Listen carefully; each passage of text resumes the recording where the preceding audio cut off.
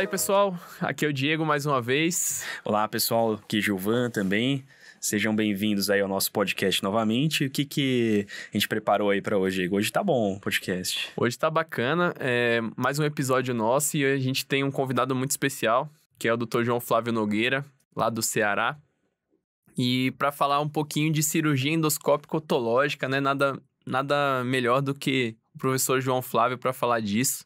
Um dos grandes nomes desse tema, não só de otorrino, mas desse tema especificamente. E a gente está muito feliz em recebê-lo. Vou falar um pouquinho do currículo do Dr. João antes de passar a palavra para ele. Ele é médico formado pela Universidade Federal do Ceará e é otorrinolaringologista pelo Hospital Professor Edmundo Vasconcelos. Também membro da Academia Americana de Otorrinolaringologia e é membro fundador da International Working Group on Endoscopic Ear Surgery. Além disso, é editor de 2 livros sobre cirurgia endoscópica de ouvido, diretor do Sinus e Otto Centro, em Fortaleza, e atualmente, curiosamente, graduando em História. Quem acompanha o Dr. João pelas páginas da internet, YouTube, Instagram, sabe que ele gosta muito de História. Eu mesmo acompanho, adoro as postagens dele. E foi engraçado e curioso saber disso, da graduação em História atual. Dr. João, muito obrigado pela presença. Muito obrigado, Diego, pelo convite. E vai ser legal esse podcast, eu acho. E é a minha paixão, minha segunda paixão é História. Eu já estou no 6º semestre, são 10 semestres. Né? Se Deus quiser, eu termino essa faculdade, vai ser bem legal. Bacana, Dr. João. Bom, vou ser médico e historiador. Historiador, isso já é praticamente, né? Falta só o título, né? Oficial. Mas bem legal aí para quem acompanha. Bom, aproveitando, né? Falando de história, de você ser um historiador, eu queria que você contasse, o Diego já resumiu bem, assim, a tua história aqui, mas eu queria que você contasse brevemente aí um pouquinho, esmiuçasse aí os detalhes dessa tua trajetória, assim, de vida e também na otorrino, que é uma grande parte da sua vida também.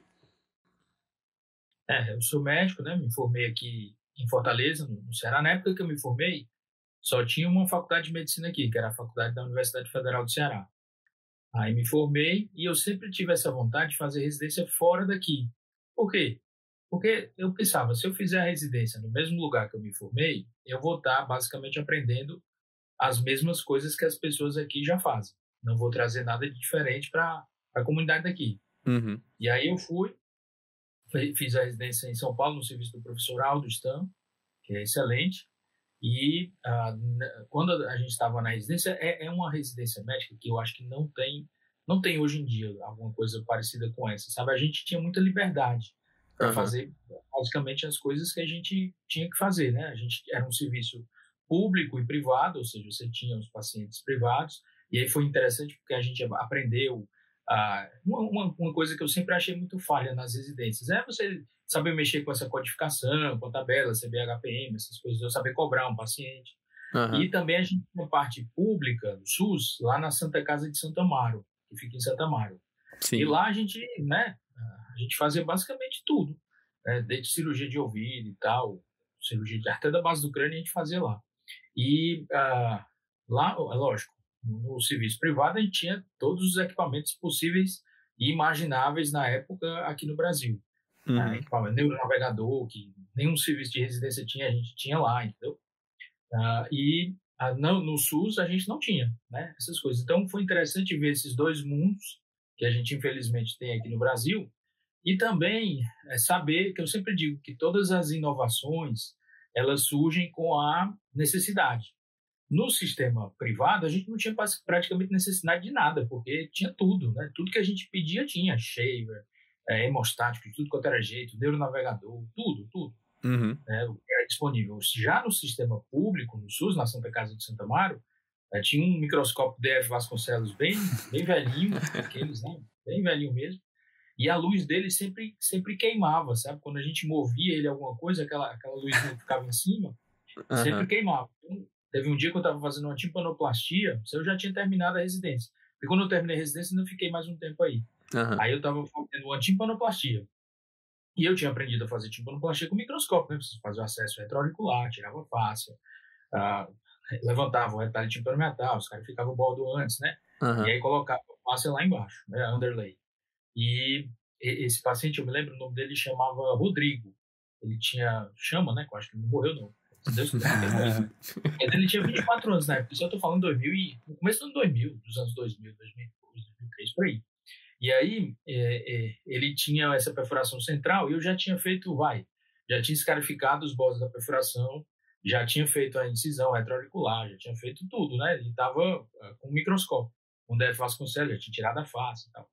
E na hora que eu fui mover o microscópio assim, para ter uma melhor angulação, para colocar a face, colocar o gelfone, depois colocar a face, a luz queimou, a luz do microscópio queimou, né? Uhum. Aí eu fui para a enfermeira, chamei a enfermeira, né? E sempre queimava, isso aí era uma coisa normal. Então a gente já tinha luz reserva lá no centro cirúrgico, e a gente tirava a luva, né? Trocava, depois colocava a luva de novo. E voltava para a cirurgia. E que a vigilância sanitária não me escute, né?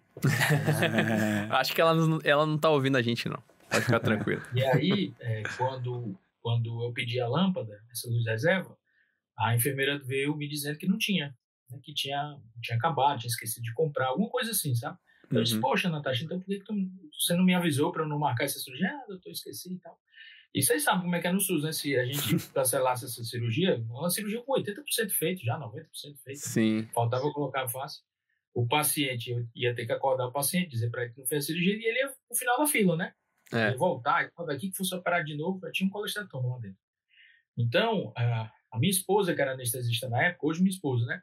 Que era anestesista na época, ela disse, por que que... Não, antes disso, eu sempre gostei de história da própria otorrino também. Então, eu tinha uns vídeos do professor Lempert operando o ouvido, e o professor Lempert não usava microscópio, não. Ele era totalmente contra o uso do microscópio. Aliás, no consultório dele, que ficava lá na Quinta Avenida, lá em Nova York, ele tinha eu tenho essa foto, tipo um quadro, assim, dizendo assim, se você, em inglês, né? Se você opera o ouvido e você acha que precisa de microscópio, provavelmente você é cego. Ele tinha esse negócio. Então, ele fazia cirurgias lá só com lupa, né? Com coisa. Eu disse, mas se ele consegue fazer, eu vou tentar também, né?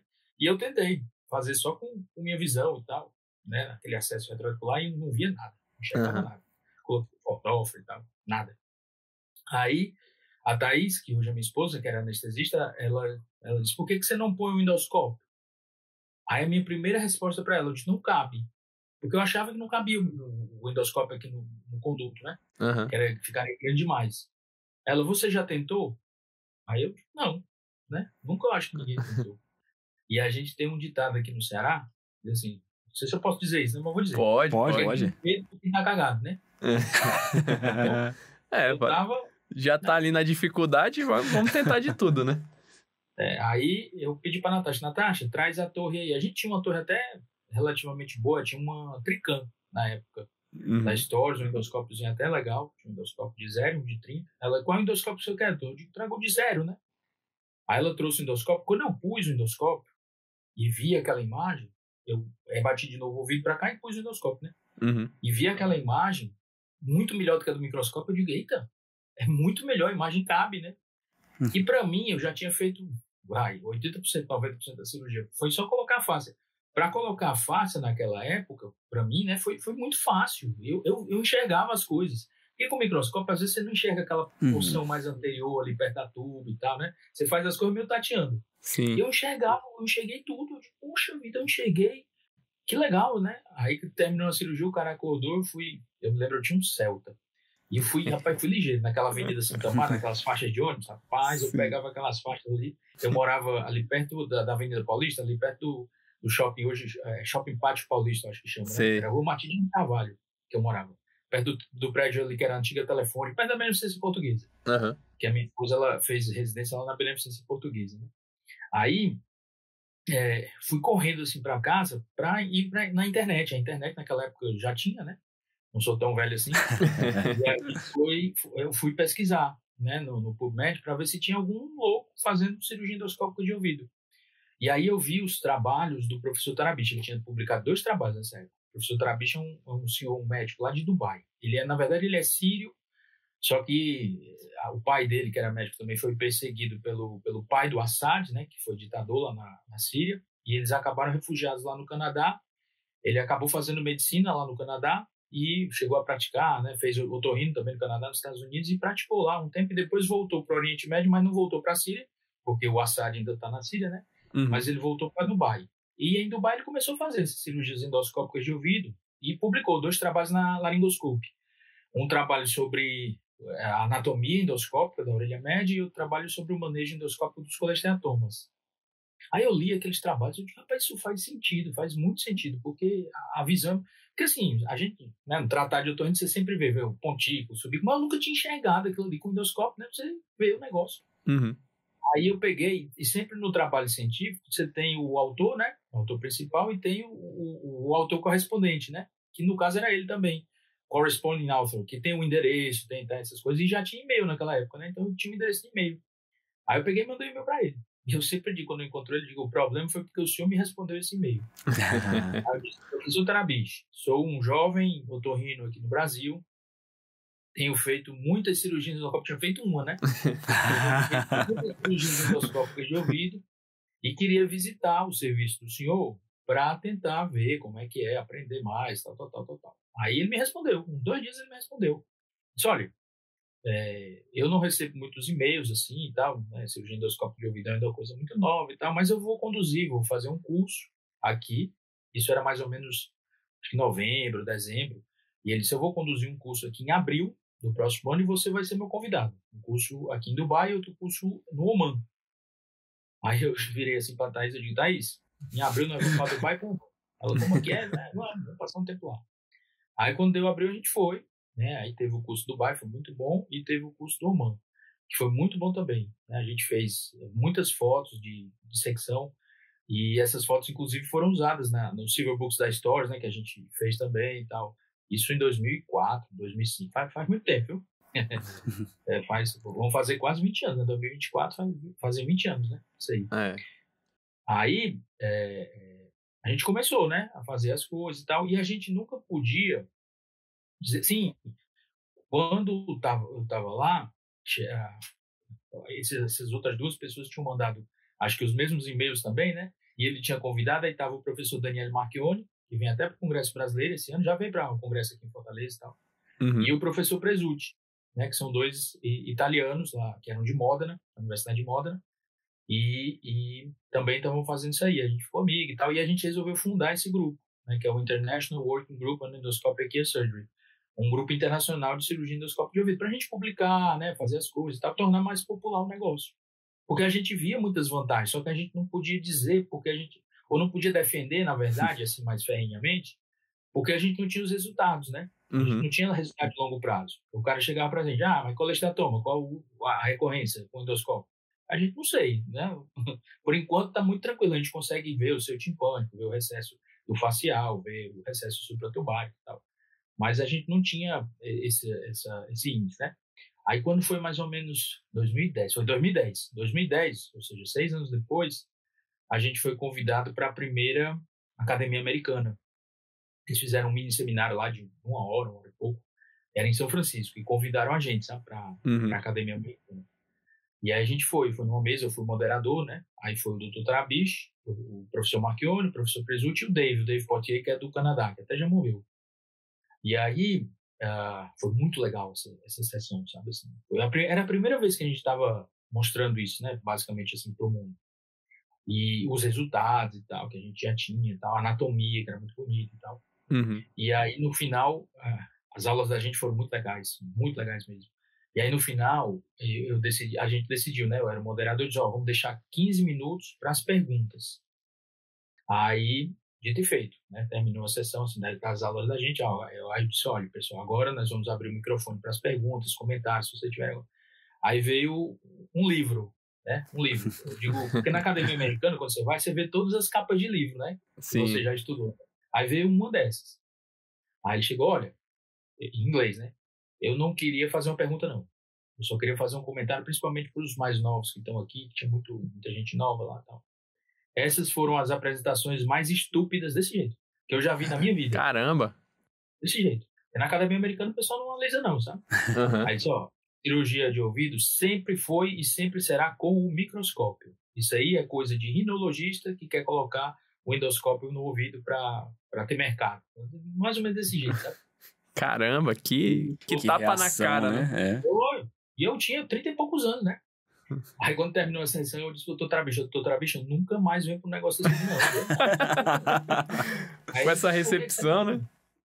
Eu disse, por que você não vem? Ele falou, né? Por que você não vem? Eu disse, não, eu sou novo, rapaz, eu tenho uma carreira ainda. A pessoa, o cara aí é o livro, o cara mais famoso e tal. Falar um comentário desse, né? Tal. Não se preocupe não. Em 20 anos eu sofro a mesma coisa e nunca aconteceu nada comigo. Beleza. Aí quando foi em 2013, 3 anos depois, né? A gente já tinha mais resultados, muito mais gente estava fazendo e tal. Principalmente no exterior, aqui no Brasil demorou mais a pegar. Uhum. Porque aqui no Brasil é diferente o negócio. Aí a gente foi apresentar em Vancouver, foi Vancouver, a Academia Americana. E Vancouver tinha uma grande vantagem, que a Academia Americana antes era assim, as aulas eram todas pela manhã e à tarde você tinha os cursos instrucionais, que eram pagos. Então, geralmente, as pessoas iam para as aulas e de tarde iam passear na cidade, né? Fazer turismo, alguma coisa. Os cursos eram bem limitados, assim, tal. E em Vancouver, choveu todos os dias da Academia Americana, ou seja, as pessoas tinham que ficar lá no Tinha congresso. que ficar no congresso, não tinha jeito. Tinha que ficar, não tinha outra coisa. Aí a gente foi apresentar, mesma sessão, mesma coisa. Aí fomos lá, apresentando. Eles botaram a gente na maior sala que tinha, estava lotada, eles tiveram que montar outra sala, sabe? Só com telão, transmitindo essa primeira sala. Foi massa. Uhum. Porque era muita gente. E aí a gente apresentou e tal. Aí no final, eu fiz a mesma coisa. Eu digo, vamos abrir. A gente combinou, vamos fazer a mesma coisa e tal. Bora, né? Abrir para perguntas, o microfone. Aí veio esse mesmo cara, o livro, né? Vixe, Maria. Olha, para vocês que estão aqui, cirurgia endoscópica de ouvido é legal. Eu mesmo tenho feito isso faz bem uns 15 anos. Ué? Desse o filho da mãe. Eu digo, né? Filho da tudo. Pensando comigo mesmo, né? Eu digo, rapaz, um cara desse só pode ser, né? Porque tem muito isso, sabe? Tem muita vaidade. Sim.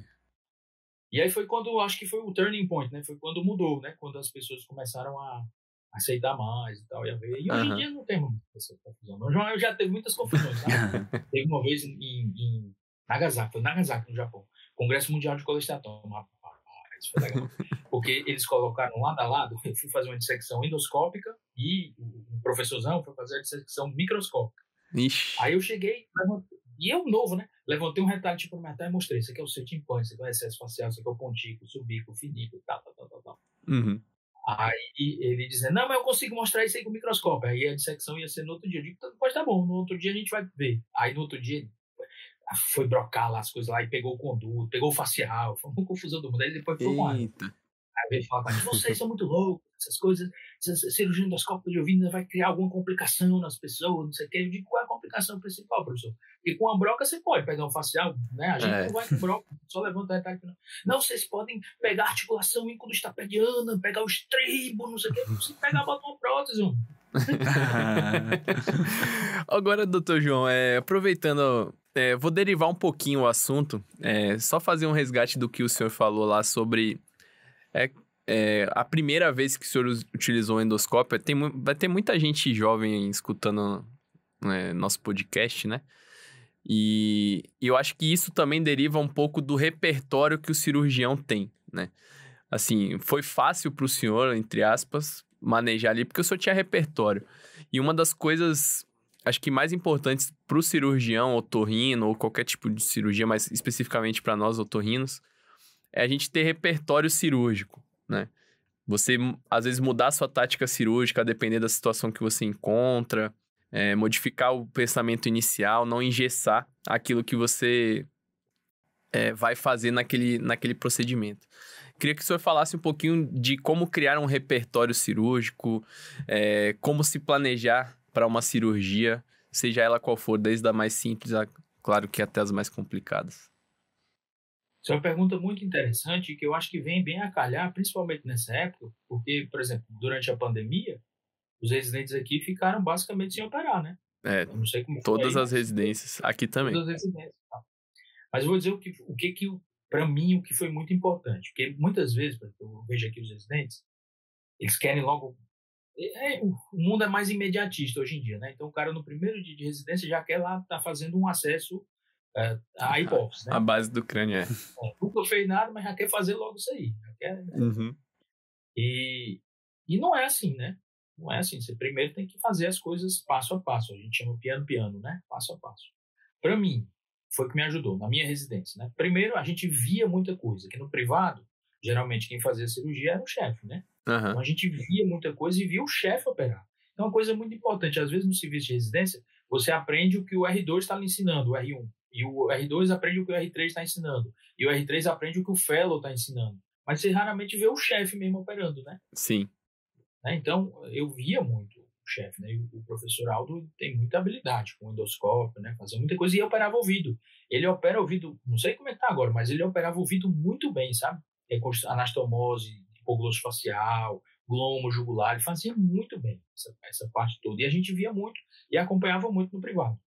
E no público, a gente tinha muita liberdade, vou dizer assim. Não era aquela coisa engessada, você tem que fazer 20 timpanoplastias, depois acabou. Nunca mais você vai ver uma timpanoplastia na residência. Ou você tem que fazer, sei lá, 10 amígdalas e acabou.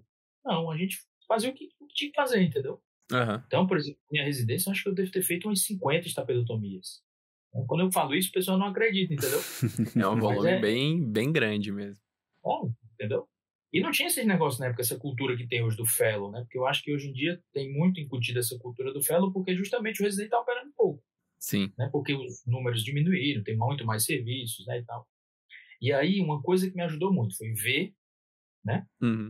E a ter essa liberdade de fazer. E o que eu nunca gostei na otorrino, e aí eu aceito que isso aí exista, mas não gosto. Por exemplo, a cirurgia endoscópica nasal, ela tem esse sucesso que tem, porque se você for ver, tem mais complicações com a cirurgia endoscópica do que com a cirurgia microscópica. Eu vi cirurgia microscópica de nariz, sabe? É muito legal. Fazer uma timodectomia com microscópio é muito massa. Você tem a segunda mão com aspirador, meu amigo, você faz em 1 minuto. Não tem negócio de técnica centrípeta. Você vai rapidinho. É mais rápido, né? E hoje em dia ninguém. O residente hoje não sabe nem que o microscópio pode ser usado para o nariz, né? Pouca gente sabe disso mesmo. É que nem, por exemplo, hoje, colecistectomia. Se complica, você precisa converter, você vai chamar o seu chefe, o seu velho, né? Você não vai saber fazer. É verdade. Laparoscopia. É verdade. E eu acho que isso é muito importante, você conhecer a história dos procedimentos, conhecer essas coisas. Eu tenho um canal no YouTube, tem muitos vídeos, esses vídeos históricos aí de cirurgia, mastectomia com escopo e martelo. Então isso me ajudou muito, sabe? Ver esses vídeos, ver as coisas. Por isso que eu coloco muitos vídeos de cirurgia no canal, mesmo sem locução, mas para as pessoas irem aprendendo a anatomia. Outra coisa que é muito importante, eu sempre gostei de anatomia, sempre. Quem gosta de cirurgia tem que saber duas coisas. Primeiro, que você tem que ter alguma habilidade. Se você não tem essa habilidade manual, você pode adquirir a partir de treinamento. Você tem que treinar, fazer muitos cursos, hands-on e tal. Porque tem gente que realmente não tem habilidade manual, né? Mas isso pode ser adquirido. E segundo, você tem que ter o domínio total da anatomia. Perfeito. Da região. E aí, esses instrumentos, quando tem o domínio da anatomia, você quebrou um instrumento. Você pode usar outro instrumento, se você sabe que aquilo ali é assim, o que está atrás daquilo ali é isso, e tal. E outra coisa que me ajudou muito, depois que eu terminei a residência, ou até na residência mesmo, o doutor Aldo ia fazer os cursos, aí bora. Aí eu viajava muito, sabe? Fiz muitos cursos hands-on, fora do Brasil, aqui no Brasil não tinha muito. Hoje em dia já tem muitos cursos, né? No ICAD, essas coisas todas. Tem. E também vi muita gente operar. Muita gente mesmo. A maioria desses nomes de livro, por exemplo, Dr. David Kennedy, Valerie Land, Dr. Draff, vi operar. Muita gente. E é interessante, sabe? Porque não existe uma verdade absoluta, vou dizer assim, para timpanoplastia. Aqui no Brasil, o pessoal faz retroauricular, face, aquelas coisas. Aí, eu fui ver, por exemplo, o professor Tarabicho operando, ele usava muito cartilagem. Aqui no Brasil, quem usava muito era o Dr. Sadi, e ele até muitas vezes era criticado por usar cartilagem, porque a maioria dos centros usava face, sabe? E aí eu comecei a usar cartilagem, porque eu vi que era legal. E às vezes você usa um passo na cirurgia de uma pessoa que você achou bem legal aquele passo, na mesma cirurgia você usa outro passo de uma outra pessoa, sabe? Eu sempre digo que é como se fosse a volta perfeita na Fórmula 1, né? O primeiro setor do Hamilton, o segundo setor do Verstappen e tal. Então isso me ajudou muito, ver, sabe? E, por exemplo, sempre vem gente aqui para ver as cirurgias, ver as coisas. Né? E isso tem muito na cultura, principalmente na cultura latino-americana. Vem muito argentino, muito chileno, muito peruano para ver, sabe? Aqui no Brasil, não, vem pouco brasileiro aqui. Mas vem muita gente, e isso me ajudou muito, sabe? De ver as coisas. E aí depois que você vê, faz os cursos, hands-on, eu fiz muitos cursos, e aí depois você começava a aplicar, né, nos pacientes, depois que você estava bem seguro daquilo ali. Mas essa é a minha jornada, sabe? De ver muito, de estudar muita anatomia, de saber muita anatomia e depois tentar praticar, né? Acho que esse ponto da anatomia é muito importante, assim, o senhor trazer para como um argumento, porque eu também penso isso, sabe? Acho que o fundamental primário é o conhecimento aprofundado da anatomia. E não pode ser um conhecimento superficial, né? Quem se propõe a operar, seja focado em rinologia, otologia, ou, enfim, bucofaringolaringologia, a anatomia e a anatomia aplicada, ela deve ser muito aprofundada para o cirurgião, né? Não basta um conhecimento básico ali, um conhecimento que te faz responder as perguntas que, de repente, o preceptor pergunta ou que você consegue fazer a prova, mas para atuação no dia a dia, esse conhecimento aprofundado é fundamental, né? Sem dúvida. Fundamental. Bom, a gente avançando agora um pouquinho na discussão especificamente da cirurgia endoscópica otológica, eu queria que o senhor comentasse atualmente das principais aplicações do método, né? O que a gente tem de vantagem em relação à microscopia, por exemplo, nessas cirurgias otológicas. Porque assim, ó, em otorrino é outra coisa que eu acho um pouco errada aqui no Brasil, né? A gente mimetiza muito aquilo que o nosso professor ensina, né? Eu digo, a gente copia, basicamente, a gente não pensa. E a gente médico tem que pensar. Você não pode só copiar, senão você não é médico. Uhum. E aí, assim, a gente tem que saber, por exemplo, a gente opera os seios da face. Por que a gente tem seios da face? Qual é a anatomia, qual é a fisiologia, para que serve aquilo ali? Será que o que eu estou fazendo é bom ou é ruim para o paciente a médio e longo prazo? Uhum. Será que não existe alguma outra possibilidade, alternativa e tal? E o ouvido é a mesma coisa. Então, eu começava a fazer perguntas. Eu nunca concordei com essa história. Quando eu falo a palavra colesteatoma, por exemplo, a primeira palavra que vem na mente de vocês aí, dos residentes, é o quê? Mastoidectomia. Mas o colesteatoma, ele nunca será um problema de mastoide. Ele é um problema da orelha média. Ele pode estar na mastoide, mas ele é um problema. Aí você começa a cirurgia pela mastoide de trás para frente, sem saber onde está o nervo facial, com uma broca, brocando, destruindo aquela mastoide, sem saber a função daquela mastoide, para depois sair para o lugar que tem, teoricamente, o maior índice de recorrência de doença residual do colesteatoma, que é seu timpânico, recesso facial. E isso, se a pessoa for pensar assim, logicamente, isso é completamente maluco. Uhum. Você começar a cirurgia de trás para frente, entendeu? Então, a cirurgia endoscópica de ouvido, para mim, ela veio para isso, para a gente primeiro compreender. Por que a gente tem orelha média? Por que a gente tem mastoide? Qual é a função disso aí? Né? Então, por exemplo, quais são os animais evolucionalmente que têm orelha média? Réptil, ave e mamífero. Anfíbio e peixe não tem orelha média porque não precisa, porque eles vivem na água a maior parte do tempo, e o som é conduzido da água para a água, porque na cóclea tem água, né? Na cóclea primitiva dele, né, também tem água. Perilinfa e endolinfa é água. E aí eles não perdem energia. Quando você tem energia transmitida de um meio para o mesmo meio, você não perde energia. À medida que a gente ganhou a Terra, o som era transmitido pelo ar, né? Na cóclea a gente continuou tendo água. Então, quando você tem uma energia que é transmitida de um meio para outro meio diferente, você perde energia. Tipo, se eu tenho um fio grosso conectando com um fio fino, eu vou perder energia por calor, né? Vai começar a produzir calor. Então, a orelha média ela tem uma única razão de existir, uma única função, que é para amplificar o som. Ponto. Acabou-se. Só que para esse mecanismo funcionar, primeiro a gente tem que ter ar lá atrás, né? Para os ossículos se movimentarem de uma forma legal. Aí, de onde é que vem o ar? Aí o cara diz, vem do nariz, pela tuba auditiva. É uma verdade. Naquele negócio fake news, é fato ou fake, né? Eu digo, é meio fake. Né? Porque é uma meia verdade, porque não vem, porque a tuba auditiva ela é uma cavidade virtual, que nem o esôfago, que nem a uretra, que nem a vagina, ela está fechada, ela só abre quando ela precisa abrir, né? Por quê? Porque a orelha média, em condição normal, ela tem que ser estéreo, que nem a bexiga da gente. A bexiga da gente está cheia de urina, é estéreo. Só que ela se comunica com o meio externo através da uretra, que é uma cavidade virtual. Por que tem que ser uma cavidade virtual fechada? Porque se fosse aberta, a bactéria que está na pele ia entrar para a bexiga, né? E você ia ter infecção. Se a tuba auditiva fosse patente, a bactéria que está no nariz ia entrar na orelha média e você ia viver tendo infecção, como tem, né? As pessoas que têm tuba auditiva patente, de vez em quando tem as infecções. Perfeito. E a orelha média ela tem pouca defesa, e a mastoide menos ainda. E aí, então, de onde é que vem o ar?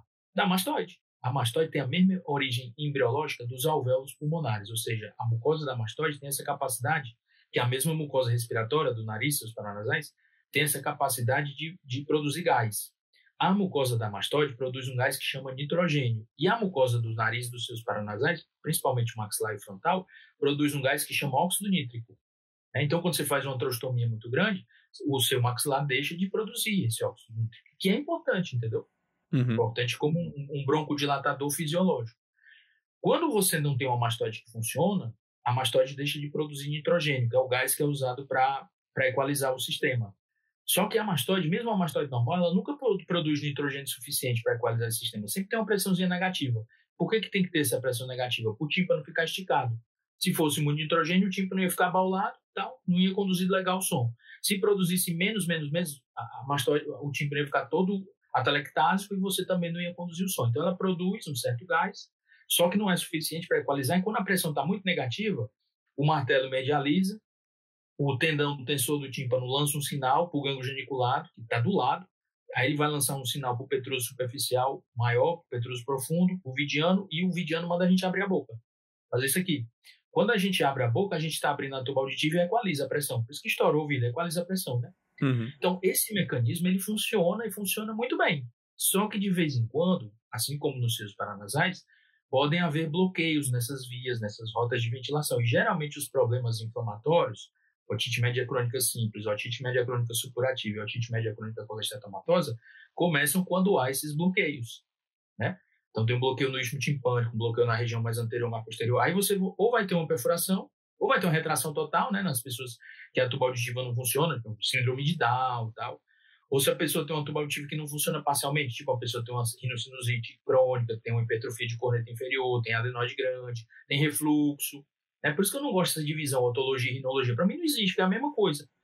Aí quando você tem essas doenças, às vezes a tuba auditiva não funciona muito bem, a pressão negativa vai ficando cada vez mais negativa, né? Porque a mastoide não produz o suficiente, não equaliza, então você pode ter uma perfuração timpânica. Se tiver uma perfuração timpânica, o que acontece? Você vai ter a mesma pressão de fora, né? É o dedo de Deus, vai dizer assim, ó, interventilação. Só qual o problema? A bactéria pode entrar, colonizar a orelha média e a mastoide, porque não tem muita defesa assim, e aí você tem uma otite média crônica do tipo supurativa. Ou você pode ter uma retração naquela parte mais flácida, a pele começa a entrar na retração, fica uma retração que não seja autolimpante, a pele começa a infeccionar, a comer e tal, aquelas coisas lá, você tem uma otite média crônica colesteatomatosa. Então, a gênese das doenças inflamatórias nunca foi, nunca será na mastoide, ela é na orelha média.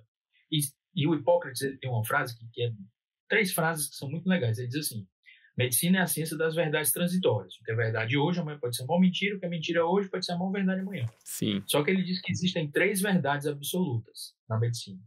Primeiro, que a gente nasce. Nascer não estava aqui. Segundo, que independentemente do que a gente faça, a gente vai morrer. Você pode morrer com 40 ou com 100 anos, mas você vai morrer. Sim. E terceiro, que na medicina, quanto mais cedo você intervém nas doenças ou nas condições que geram a doença, menos custoso será para o médico e para o paciente. Perfeito. Ou seja, cirurgia menos invasiva. Eu nunca vi uma área na medicina que foi do menos invasivo para o máximo invasivo. É sempre o inverso, né? Sim. Então, se você consegue intervir no colesteatoma lá na região da orelha média, mesmo que o colesteatoma se estenda para a mastoide, você está limpando o começo, onde o colesteatoma começou, onde ele mais recorre, né? Seu timpânico, recesso facial e tal. E se o colesteatoma depois for para a mastoide, você faz uma incisão, uma mastoidectomia pequena, preservando algumas células e tira. Então, por exemplo, para mim, a maior indicação e o que eu faço mais de cirurgia endoscópica de ouvido hoje é no colesteatoma. Porque eu não entendo porque uma pessoa não usa o endoscópio no colesteatoma. Eu não consigo entender hoje em dia, 2022, entendeu? Eu não consigo. Porque você tem um instrumento que lhe oferece uma cirurgia que tem muito menos recidiva, tem a recidiva de uma cavidade aberta, no canal Oldham. A mesma recidiva. Só que você não faz o canal Oldham, entendeu? Principalmente pra gente que mora aqui no Nordeste, que tem praia e tal, que as pessoas gostam de tomar banho, criança e tal. Sim. Porra, no canal Oldham aqui, você tá condenando o cara Nunca, não ir mais pra praia, nunca né? Mais, Nunca mais. Chato, né? E a audição do cara, às vezes, fica legal, porque você fala microcaixa, mas às vezes vai pro saco, né? Sim. E outra, eu sempre digo, o cara diz, canal Oldham não tem recidiva, é muito baixa a taxa. Eu digo é 100%, 100% de recidiva. Como é que é? 100%. Pode vir atrás, 100%. Por quê? Quando o paciente vai no consultório para você limpar a cavidade ali, você está tirando ali a pele, a colesteatoma. Só lamela. Que você tira no consultório. Você não precisa levar o paciente de novo para o centro cirúrgico, né? Você leva 4, 5% do paciente. Mas aquilo ali que você está limpando é colesteatoma, meu amigo. Então é 100% de recidiva, entendeu? Você troca, em vez de ter uma recidiva lá dentro na orelha, você troca uma recidiva externa, né? Para o cara te limpar no consultório. né? Você poupa a cirurgia, mas a doença você não erradicou, né? Enquanto, pelo outro lado, com o endoscópio, você consegue, mesmo fazendo canal WAP, com o uso do endoscópio, essa técnica, né, de dentro para fora, você primeiro limpa a orelha média, depois vai limpar a mastóide, porque primeiro você está descansado, limpa a região mais difícil. Depois, tirar a colesterol da mastóide é fácil, meu amigo, não é difícil não. O ruim é tirar a orelha média, todo mundo sabe disso, né? Aí os caras não roda a chave, fica, não sei o quê. Muito bem. Eu continuo, faço do meu jeito, eu faço há quase 20 anos e os resultados são muito bons, excelentes, né? Aliás, o resultado de todo mundo que faz isso aí é muito bom, né? Agora, aqui no Brasil é mais complicado, porque aqui no Brasil, as universidades aqui no Brasil, algumas já estão fazendo bem, mas algumas outras não, sabe? Sim. E aqui no Brasil, assim, no mundo, onde é que ocorrem as inovações, né? Nas universidades. As universidades são aquelas responsáveis por trazer as inovações para ver se aquilo ali funciona, para depois as pessoas ensinarem as pessoas a fazer. Uhum. No Brasil, eu me lembro quando chegou a cirurgia endoscópica nasal, as universidades foram todas contra. É tanto que onde foi que começou a cirurgia endoscópica nasal aqui no Brasil? No Hospital Ibirapuera, no hospital privado. Porque as universidades foram todas contra. Nem existe mais esse hospital. Carlos de lá do Edmundo Vasconcelos. Aliás, o pessoal das universidades, majoritariamente, foi contra a cirurgia endoscópica nasal, né? Acho que ainda há muita resistência, né? Ainda. Na sinusal, acho que não. Não, na sinusal não, desculpa, eu tava pensando na autológica, desculpa. Tem, principalmente nas universidades, né? É a mesma coisa. E era um lugar que era para ter inovação, né? Então, aí fica, o Brasil vai ficando para trás, né? Mas não, porque tem gente que tá fazendo e tem gente que tá fazendo muito bem, sabe? E assim, a história, né? Sempre vai trazer, né? As pessoas que foram contra, que foram a favor e que viram o negócio, né? Então, que viram a evolução. Ou que muda de ideia ali no Congresso, ali, né? Também. E, doutor João, e assim, aproveitando, assim, achei legal você falar isso do colesteatoma, porque eu não faço, eu sou rinologista, não faço muita cirurgia de ouvido, mas eu gosto de fazer tímpano endoscópica. Agora, para colesteatoma, eu confesso que eu tinha não digo um preconceito, assim, mas talvez não tanta experiência, assim, para afirmar quando que é aquele, assim, o limite, assim, da endoscopia no colesteatoma, assim, e assim, e se além do colesteatoma também, se tem um colesteatoma que erode ali, o Tegmen, e tem alguns casos, assim, que você fala, olha, isso é uma limitação, assim, mais clara da abordagem endoscópica do ouvido. Não tem limite, não. Você vai começar a cirurgia para a orelha média com endoscópio e depois você vai para a mastoide, né? Para a mastoide, aí você pode usar o microscópio, não tem problema não. Mas dá para fazer também uma mastodectomia com endoscópio. Aliás, você pode abrir o antro da mastoide nem microscópio, você não precisa. Nem de endoscópio, você vai com o olho, né? Porque você não precisa fazer aquela mastodectomia de curso, entendeu? Tegmen timpânico, ângulo sinodural, ponta da mastoide, não precisa isso. Basta seguir a doença, follow the disease, a doença, né? Se a doença não vai para a ponta da mastoide, por que você vai abrir até a ponta da mastoide? Toda a celularidade da mastoide. Entendeu? Entendi. Então, entendi. Esse pensamento. E se tem uma doença que está erodindo o Tegmen, você tem um endoscópio que vê muito melhor que o microscópio, você consegue reconstruir aquilo ali de uma forma bem né, mais fácil. E o que eu acho mais interessante, quando você começa a cirurgia pela orelha média, você levanta o retalho, a primeira coisa que você vê, colesteatoma e vê o nervo facial, sabe? A posição do nervo facial. Quando você for, se precisar, brocar a mastoide, para fazer o acesso combinado, que a gente chama, né? Para tirar o colesteatoma da mastoide, você já sabe mais ou menos onde está a posição. Sim. Então, quando você começa de trás para frente, não, você não sabe, né? Você tem a ideia, mas você não sabe. Aí você vai com uma broca, brocando ali para... sim, destruir tudo ali, né? Você vê que não é coisa lógica. E eu não gosto desse negócio. Eu sou rinologista. Não é, você é otorrino. Você pode fazer mais a parte de nariz, mas você faz timpanoplastia. Então, você faz a parte de otologia também.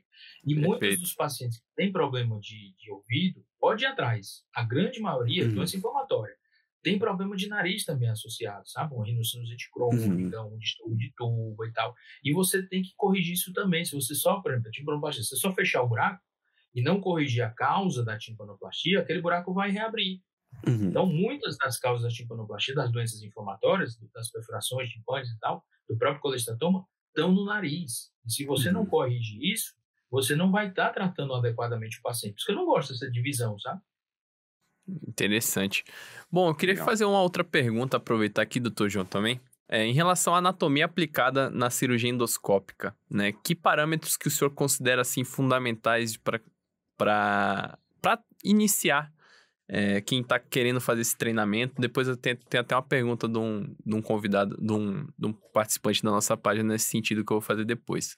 Mas, assim, em termos de anatomia aplicada para cirurgia endoscópica, o que o senhor tem de dicas para nós? A cirurgia endoscópica, grande parte dela, né? Mesmo a dos colesteatomas, você vai começar a cirurgia transcanal, ou seja, pelo conduto. Uhum. Então tem que ver primeiro o conduto, o tamanho do conduto, se é tortuoso ou não, que isso pode não tornar impossível, mas dificultar, né, a cirurgia. Principalmente aí em São Paulo tem muito oriental, e os orientais, eles têm geralmente um conduto um pouco mais tortuoso, então às vezes a própria angulação do endoscópio e tal. Mas na orelha média, quando você levanta um retalho temporomental, você vai identificar logo algumas estruturas muito importantes. Uhum. Primeiro você vê de cara a janela redonda. Você vê, é muito fácil de visualizar. Se não tiver uma malformação ou alguma coisa, um colesteatomólogo timpânico, né, tal, você vê a janela redonda. E aí, usando a janela redonda como marco, você vai identificar o seu timpânico, vai estar logo acima, né, o subículo, o seu timpânico, o pontículo, e aí a articulação íngulo-estapediana com a janela oval, corda do tímpano, o martelo, né, o processo cocleariforme. São estruturas anatômicas que são muito fáceis de serem vistas na orelha média, mesmo com doença associada, sabe? Uhum. E aí o neofacial, né? Um marco anatômico muito importante, o segmento timpânico, que você vê muito bem, desde o gânglio geniculado até o segundo joelho, né?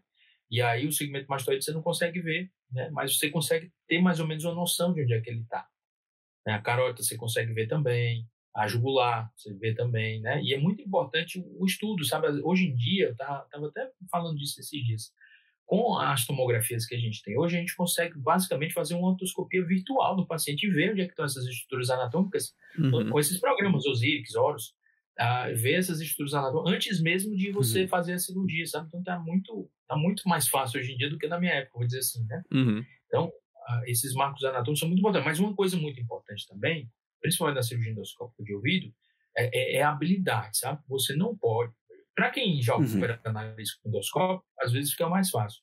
Mas é mais difícil, sabe? A cirurgia endoscópica, você manusear um endoscópio num espaço menor, não pode ter tanto sangramento assim, então você tem que ter uma parceria legal com o anestesista. Né?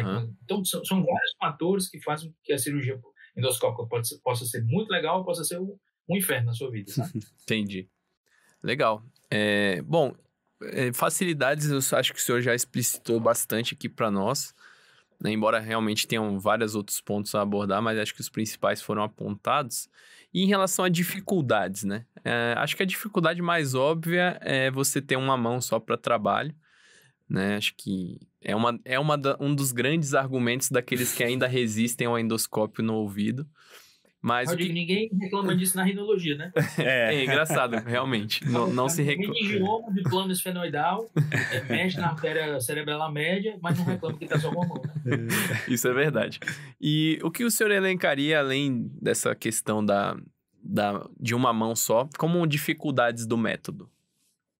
O que eu acho de mais dificuldade é essa coordenação visual-motora, sabe? De você saber segurar um endoscópio, saber movimentar, sujar pouco a ponta desse endoscópio, sabe? Perfeito. Essas questões, assim... Porque no nariz, você com o endoscópio, você às vezes não é tão cuidadoso, não, né? Você, é maior o espaço e tal, mas no ouvido o espaço é menor. Então, você tem que ter mais a precisão nos movimentos, sabe? Você tem que ser mais delicado. Tem que ter instrumentos que cortem. Porque muitas vezes também o que acontece? Você bota lá o endoscópio é bom, o vídeo é bom, mas o teu instrumento não é bom. Aí tu passa uma vez para cortar o retalho experimental, não corta. Aí tu passa outra vez, não corta. Aí começa a sangrar. Aí você não vai ver mais nada, entendeu? Então, essa parte instrumental também é muito importante, sabe? Então, a dificuldade principal que eu vejo de quem está começando são duas. Começando, eu digo, na cirurgia endoscópica, né? Sim. A primeira dificuldade que eu vejo, primeiro, o cara nunca pegou o endoscópio na vida, nunca. Ou faz muito tempo que ele não pega no endoscópio, só pega com o microscópio. Aí quer, na primeira cirurgia endoscópica, fazer as mesmas coisas que ele já faz com o microscópio. Ele não vai conseguir nunca, porque só se a pessoa for extremamente habilidoso, genial e tal, mas não vai conseguir. Aí vai se frustrar.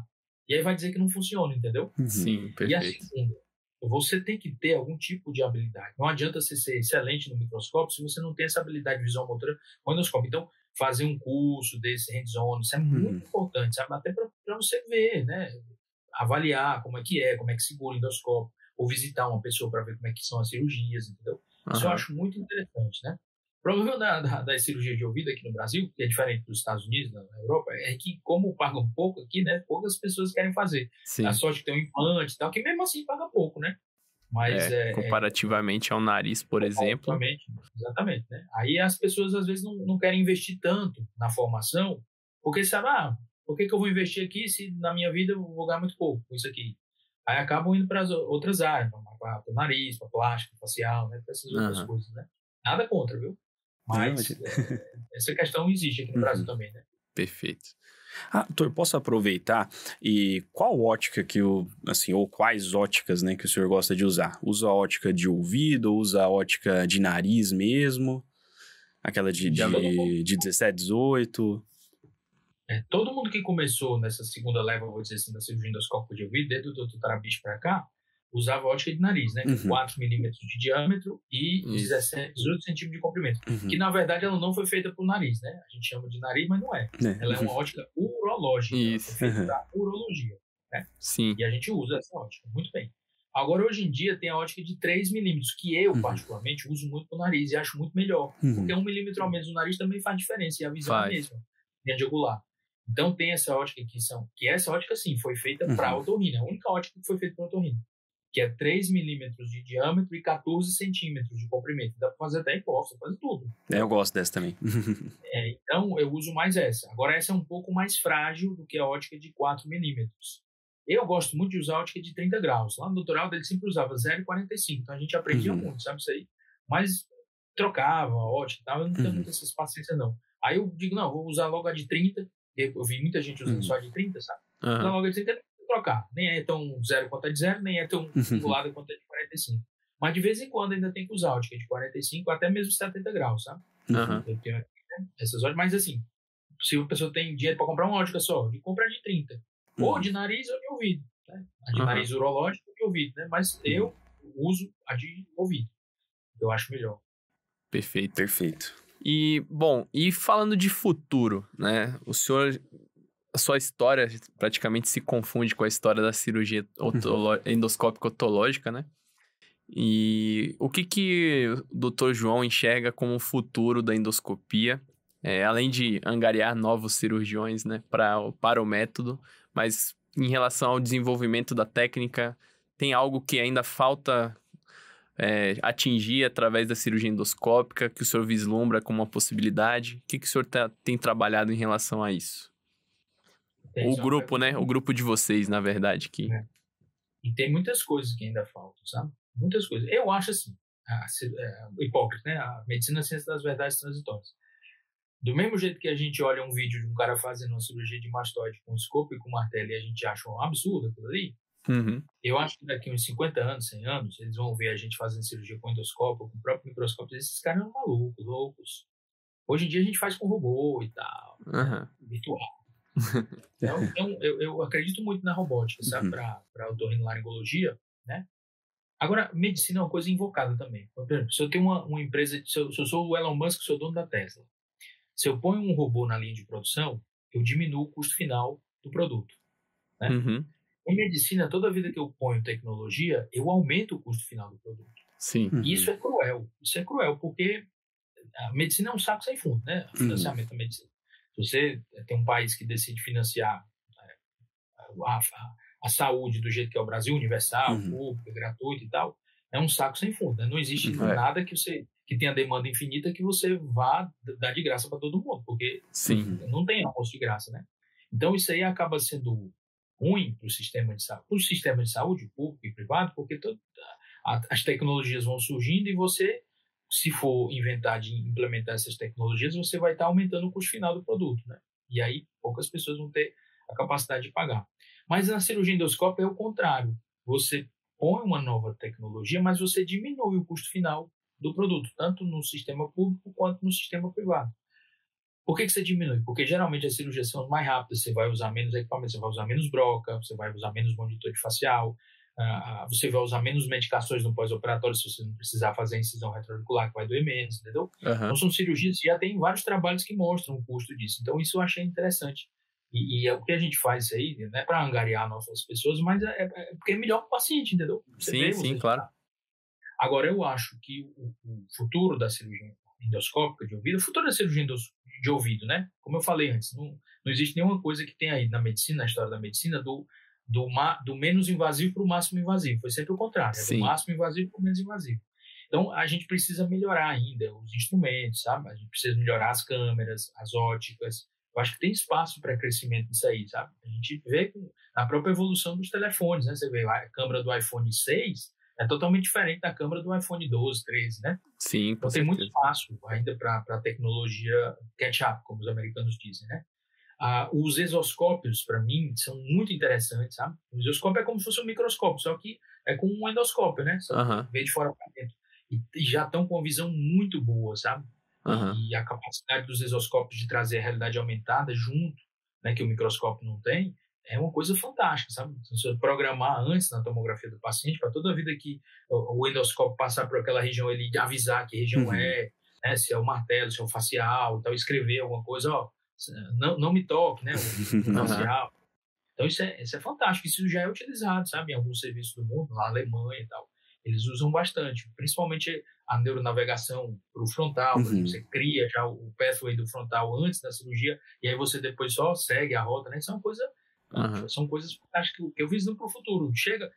Uma coisa é certa, chega nos Estados Unidos, aí antigamente, na minha época, eram uns 10 anos chegava aqui. Hoje em dia, com uns 2, 3 anos, já está aqui no Brasil, sabe? Já está muito caro, mas já está aqui no Brasil. Depois acaba se popularizando, se a coisa for realmente benéfica, boa, né? Mas no futuro mesmo, eu acho que a cirurgia robótica, sabe, de ouvido, ela vai, né, ser bem mais segura, você vai conseguir programar um robô para fazer uma mastectomia, né, então essas coisas todas. Eu acho que uma das razões que a cirurgia endoscópica também está muito, muito em evidência é justamente essa capacidade, né, que a gente tem hoje, assim, de conseguir resolver um problema, porque assim, a medicina também tem tendência. Quando você tem um problema e você tem N maneiras de resolver aquele problema, é porque nenhuma delas serve direito, né? Mas o endoscópio, ele veio para mostrar que você pode ter, às vezes, uma maneira mais lógica, menos invasiva, mais preservativa de anatomia e tal, que pode ter resultados tão bons ou melhores do que com o microscópio. É tão interessante, uma vez, eu faço estapedectomia com o endoscópio, né? Em 2011, eu um trabalho disso na Revista Brasileira de Otorrino.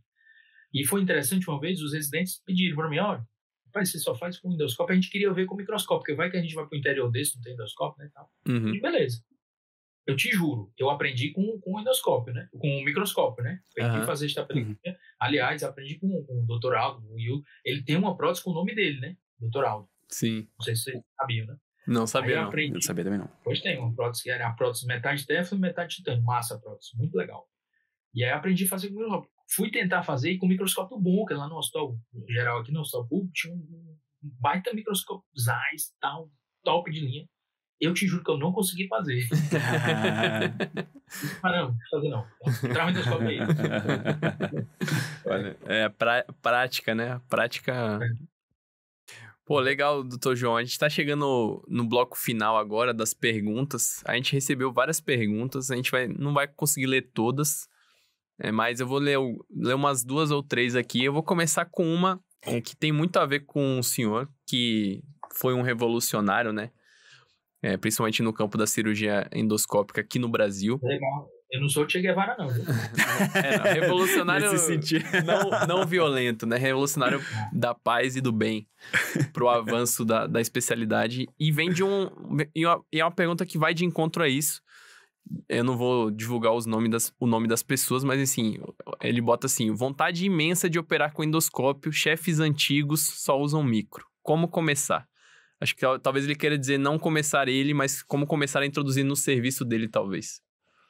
A ideia. Assim, você não pode ir também de encontro, né? Porque esses chefes, esses nossos professores, eles têm todo o histórico deles e toda a importância deles na história da otorrino. Você não pode chegar para o cara e dizer logo, você está errado, o certo é assim. Pô, não. Você vai mostrando as coisas aos poucos, sabe? Vendo e tal. Aí, se mesmo assim o cara não quiser fazer, porque existe também esses caras que são meio cabeça dura também, né? Sim. Quando terminar a residência, você pode fazer, ou durante a residência mesmo, você pode fazer vários cursos, né, visitar várias pessoas dentro e fora do Brasil, e aí você vê o que você acha que é melhor. Se é aquele cara fazendo e os resultados dele com o microscópio, ou se é com o endoscópio, entendeu? Então, não adianta mais brigar, né? Eu sempre digo, there's no fight. Não precisa brigar. Mas, assim, você consegue, às vezes, conversando com uma pessoa dessa, se a pessoa for sensata, a pessoa vai ver, não, realmente, isso aqui tem alguma aplicabilidade. Eu não vou fazer, não faço, mas faça você. Entendeu? Então, às vezes tem isso aí. Acho que começar, de repente, com um tubinho de ventilação, né? E sentindo ali a anatomia, a cirurgia menor. Assim, alguém ainda faz tubinho com microscópio aqui no Brasil, sério? Eu acho que sim. Acho que sim. Embora eu também... Tem muito tempo que eu não faço, mas eu acho que ainda se utiliza. Certo. Doutor João, algumas perguntinhas aqui um pouquinho mais técnicas, assim. Qual que é a solução que você usa para infiltrar o conduto auditivo? Cara, ou se você infiltra. A gente tem que começar desde o começo. Por que você infiltra o nariz ou por que você infiltra o conduto? Aí o cara diz, não, para ter uma vasoconstrição e uma hidrodissecção, né? Mas por que as pessoas antigamente infiltravam com xilocaína, com adrenalina, essa solução? Porque a maioria das vezes a cirurgia era feita sob anestesia local. Hoje em dia, com anestesia geral, em teoria, você não precisaria injetar xilocaína para um anestésico. O cara já está anestesiado. Sim. Então você vai infiltrar para fazer uma hidrodissecção, basicamente, né? Sim, perfeito. E uma vasoconstrição. Então você pode infiltrar basicamente com solução salina e colocar uns cotonoides com adrenalina. Então eu infiltro, na grande maioria das vezes, com isso, soro fisiológico, legal. Infiltro, tanto o nariz quanto o ouvido, e boto cotonoides, com adrenalina pura, né? Cotonoides embebidos, ficam lá e tal. E faz uma vasoconstrição e uma hidrodissecção muito boa, né? Então, a xilocaína, pelo contrário, ela é uma vasodilatadora. Por isso que você infiltra com xilocaína, e aí você tem que misturar com adrenalina, né, para ter aquela vasoconstrição, e aí você tem um efeito rebote. Você tem um aumento da pressão arterial no começo, você tem um aumento da frequência cardíaca, e aí você tem que esperar um tempo para depois fazer aquela sua incisão, né? Isso. Então tem. E por que a gente viu? Porque meu professor infiltra, e ele disse que tem que filtrar. Mas você não se pergunta, né? Perfeito. Maravilha. E uma última pergunta, a gente já está chegando aqui no finalzinho do nosso tempo, infelizmente, né? Quando o papo é bom, a gente nem vê o tempo passar, mas a última pergunta é em relação à rotina de cuidados no pós-operatório de cirurgia endoscópica de ouvido. Alguma particularidade, alguma mudança em relação ao cuidado odontológico? Como é que o senhor, ao longo desses anos, desenvolveu?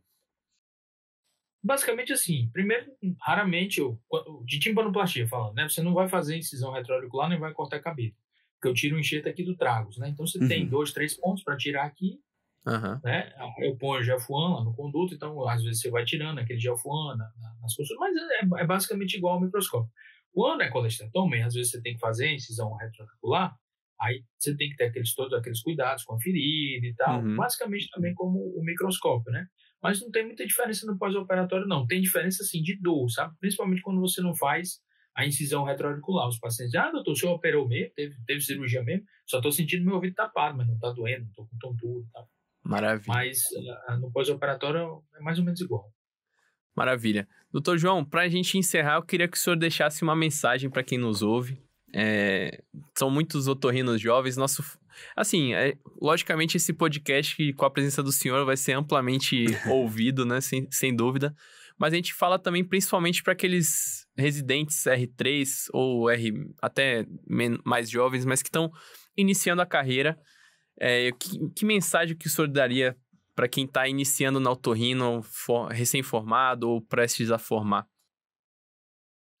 Isso é importante. A nossa especialidade, para mim, é a especialidade mais legal que tem. Você tem parte clínica. Só interromper um pouquinho, eu sempre digo que a otorrino é a especialidade mais nobre da medicina. Então, perfeito. Só vem termos nobres, né? A gente tem mais nobre do que as outras especialidades todinha. Então, não adianta discutir, né? Maravilha. E é legal, porque você atende homem, mulher, criança, adulto, idoso. Não tem distinção, né? É clínico, cirúrgico e tal.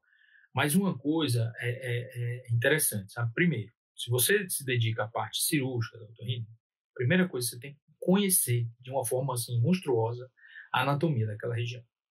Segundo, você tem que se interessar a saber por que aquelas coisas estão ali. E não só copiar, entendeu? Você tem que perguntar, por que eu estou fazendo uma turbinectomia? Será que eu não posso fazer diferente? Por que eu tenho que fazer desse jeito? Abrir desse jeito o seu maxilar? Ou fazer a cirurgia desse jeito de ouvido e tal, de laringe e tal? Você tem que se perguntar. E outra, se você tiver condições, visite as pessoas, sabe? Visite outros serviços. Porque, às vezes, no seu serviço, você faz sempre aquela coisa, a mesma coisa. E, às vezes, tem alguns passos que são um pouquinho diferentes, que podem ser melhores ou piores do que aquilo que você faz. Mas se você não visitar, você nunca vai saber. Se você não visitar, você nunca vai saber se era melhor ou se era pior, né? Uhum. Então é isso. Maravilha, doutor João. Agradecer imensamente a sua presença aqui conosco. Obrigado por disponibilizar um pouco do seu tempo para conversar conosco. E nós do RL Review, que é nosso grupo aqui, nossa empresa, agradece imensamente pelo tempo, pelo grande papo aí. Passou 1 hora voando, nem percebi.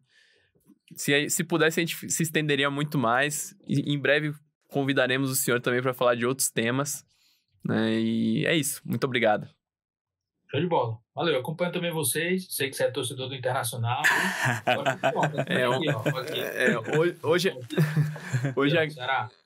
Hoje a gravação foi justamente após uma derrota cachapante ontem, mas enfim.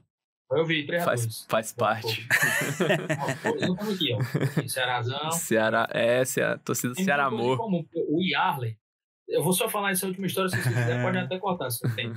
Eu já fui, eu sei que você já foi jogador de futebol frustrado, eu já fui treinador de futebol, sério mesmo. De verdade, De verdade, tô falando sério. Em 2001, sério mesmo, isso eu tô falando, pode pesquisar. Fui eu quem lancei o Yarley no time do Ceará, o Yarley que acabou sendo campeão mundial internacional. Yarley, grande ídolo nosso. O Gabiru, né? Isso. E acho que, né, tá trabalhando lá. O Yarley é daqui do interior do Ceará, uma cidade que chama aqui, Xaramubim. Ele tá lá na categoria de base. Eu era médico do Ceará, sabe? Médico. Uhum. E eu tava na faculdade, a faculdade de medicina da UFC fica bem pertinho do campo do Ceará. Aí eu terminava, ia lá, ver os treinos e tal. E naquela época o Ceará era praticamente amador. Tô falando do 99, 2000, por aí. Sim. Era, né, Série B e tal, mas muito amador. O futebol era muito amador. E os caras viram lá, sabia que era médico. Doutor, a gente tá precisando de médico aqui, o senhor não quer participar aqui, não, ajudar e tal? Eu era acadêmico de medicina, né? Tá certo, beleza, vamos lá. Aí fui, viajava com o time e tal. E na época o técnico do Ceará era um cara de São Paulo que chamava Celso Teixeira. O apelido dele era Da Lua. Doido. Completamente maluco. E aí, Ceará e Ferroviário, que é campeonato cearense, lá no estádio que chama Presidente Vargas, um estádio pequenininho na capital. Esse Celso Teixeira, com 15 minutos do segundo tempo, ele esculhambou o juiz assim, de uma forma bem assintosa, assim, aquele esculhambar bem violento, sabe? E aí o juiz expulsou o Celso Teixeira. E naquela época o Ceará não tinha condições, né? Não tinha negócio de auxiliar técnico, não. Era o técnico, o médico e o massagista que estavam no campo, que ficavam no banco de reserva, né? Aí eu tava naquela época, eu tinha um celular, me lembro, um Ericsson. E não tinha negócio de internet no celular, tinha um jogozinho da cobra, né? Sim. Eu tava jogando esse jogo, sabe? Tava um jogo ruim só. Eu tava jogando e tal. Aí ele passou, bateu assim no meu ombro. Doutor, agora o senhor é o treinador. Ixi, Maria. Não, eu fui expulso, agora o senhor vai ficar na beira do gramado. Eu digo, não, mãe. Isso era uns 15 minutos do segundo tempo, ou seja, ainda tinha 30 minutos, né? E tava 0-0 o jogo. Aí eu disse, tá bom. Aí fui, né? Minha referência na época era o Luxemburgo, né? Na beira do gramado, pega, não sei o que. No PV, um estado bem pequenininho, a arquibancada fica logo atrás de você, tem uns vidros assim separando, você escuta tudo, sabe? Sim. E meus amigos, né? Colega de turma, tal, iam lá e tal. Eles estavam lá, quando eles viram eu na beira do gramado, né? Ficaram lá brincando comigo e tal. Aí, assim, uns 17, 18 do segundo tempo, o Ferroviário faz 1-0. Rapaz, eles olharam pra mim e começaram a xingar. Burro! Burro! Beleza. Aí, quando deu mais ou menos assim, e não tinha negócio de rádio, essas coisas, não. O treinador acho que foi embora do estádio. Aí, quando foi assim, mais ou menos 40 minutos, o Yarley tava no banco, né? Eu disse, Yarley, e aí, bora jogar? Ele, professor, ele chamava doutor. Doutor, tô vindo uma contusão e tal. Rapaz, mas bora, se você entrar, o Ceará pode empatar o jogo, não sei o que. Ele, tá bom. Aí eu lá, você tem que preencher um papelzinho, assina, né? Entrega o quarto árbitro, o quarto árbitro avisa pro juiz, né? Levanta aquela plaquinha e tal. Aí o Yarley entrou. Tirei um atacante do Ceará que chamava Mota, que jogou até no Cruzeiro depois. Sim, Mota. E aí botou o Mota era novo, sabe? Bem novinho. E aí botou o Yarley. Aí quando deu assim 41, ele entrou nos 39, 41 ele fez o gol, empatou. O Yarley, sabe? Aí eu olhei pra trás, fiz meus amigos lá que estavam lá comemorando, veio aquela dentro do meio, né? 44 segundos tempo, meu amigo, escanteio, o Yarley, ó, cabeceou, que ele nem era o forte dele, que o Yarley é baixinho, cabeceou, foi gol. Ô, rapaz. 2-1 de virada. Rapaz, meu amigo, ele veio correndo, se abraçou comigo. Aí terminou o jogo, a torcida tudo, né, gritando e tal. Aí eu fui dar entrevista, né? Doutor, se eu assumir o time fez de virada, eu digo, estamos aí, né? Se precisar. Pô, então... Lançou o Yarley, pô, né? Torcida colorada tem que agradecer. Né, eu sou 100% invicto. O Mourinho diz que é bom. Tá? Meu amigo, ele não tem, a minha estatística ele tem, não. Eu sou 100% vitória, 100% invicto. Nunca perdi. Pô, a torcida colorada deve muito, então, ao Dr. João Flávio aí. Tem que ter uma mençãozinha lá. Doutor João, muito obrigado. A gente está encerrando o nosso Ototalks aqui. E um abraço, até as próximas oportunidades. Com certeza virão. Beleza. Valeu.